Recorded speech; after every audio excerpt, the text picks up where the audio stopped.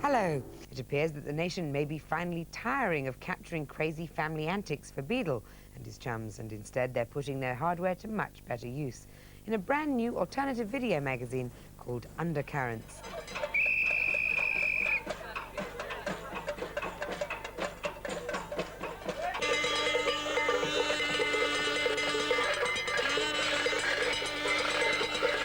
Undercurrents is an alternative video news magazine which we produced really in a reaction to the failure of the mainstream media to adequately cover what's going on in the environment and social justice movement at the moment. We felt that really the mainstream television wasn't really reflecting how much there was actually going on in Britain today. People have been really inspired by what we've done at Twyford Down and at the M11, and you know, the most surprising people all around the country are saying, yes, I'm going to lie down in front of the bulldozers too. It is an honourable tradition in this country.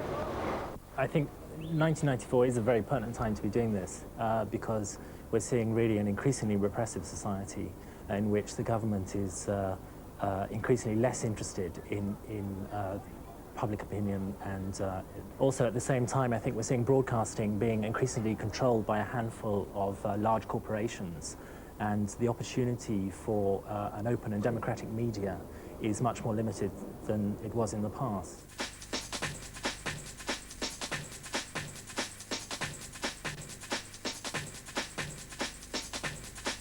A student worker is recovering in hospital after being trapped under a lift in North London. Undercurrents is more than just a programme, it's a whole project in itself. What we want to do is not just air people's views, but also to get people actually involved and participating in the media, in their own media and in the mainstream media. Activists all over the country are using camcorders all the time now.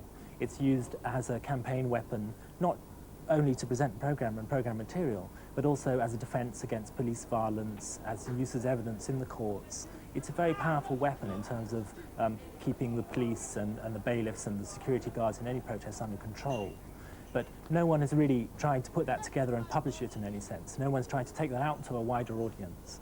So really, that's our role really, is just to publish what's going on in the movement today. I just like to say how outrageous it is that shareholders in a bank can be bodily chucked out for asking an extremely simple question, like being shown a report that he claims was done, and if the report's done, why can't we see it?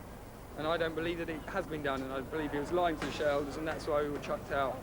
I think there's a sort of, it's part of British culture to think that British society is apathetic, and that's something that the mainstream media tends very much to support. It tends to portray that sense of apathy and to develop it, in that, particularly in the field of environmental problems, it will present global disasters, the world's falling apart, but it really won't reflect what's actually being done about it and what people feel about it. So you can watch a programme and you can be left feeling, yes, it's awful, isn't it? But you're just left with a feeling of hopelessness and feeling there's nothing you can do about it. So that's something we're very much trying to address with Undercurrents, in that we want to show really how much activity there is and how much strength of feeling there is for change, and that people really are out there and doing things and really putting their own personal lives at risk. People are coming round in the morning with sledgehammers. So I'm told, it's like official. I haven't had any correspondence with them. The only thing I can do to remain in my own home is to barricade my own home up. This is a handcuff. This is what you have to do to try and stay in your house when they're coming in here to take you out.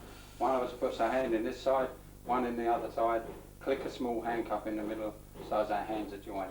That's the only way as a last resort that we can stay in here. Undercurrents has sold 500 copies in the first month and has been incredibly favourably reviewed by a number of people. Time Out called it the Pathé News of the 90s. So I think really we've sort of opened something up here and shown that there really is a potential for some kind of alternative media now. The first issue of Undercurrents is on sale now in selected bookshops, price $8.99.